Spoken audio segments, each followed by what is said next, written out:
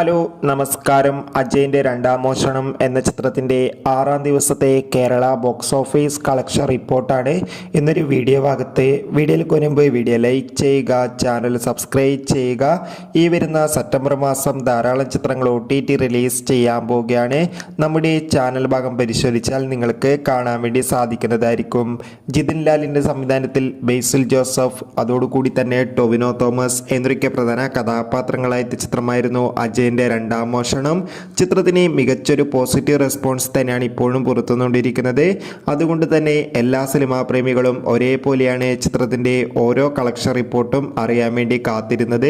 ചിത്രത്തിന് ഇന്നലെ 6ാം ദിവസം കേരളത്തിൽ മികച്ചൊരു ബുക്കിംഗ് തന്നെയായിരുന്നു നടന്നിട്ടുണ്ടായിരുന്നത്. അതുകൊണ്ട് തന്നെ 2.5 കോടിക്ക് അടുത്ത് കളക്ഷൻ ലഭിക്കുമെന്നാണ് ട്രാക്കിംഗ് റിപ്പോർട്ടുകൾ സൂചിപ്പിക്കുന്നത്. കാത്തിരിക്കാം അജയൻ്റെ രണ്ടാം മോഷണം എന്ന ചിത്രത്തിൻ്റെ കൂടുതൽ ബോക്സ് ഓഫീസ് കളക്ഷൻ റിപ്പോർട്ടിനായി. ചിത്രം കണ്ടവരുടെ അഭിപ്രായം കമൻറ്റ് ചെയ്യുക.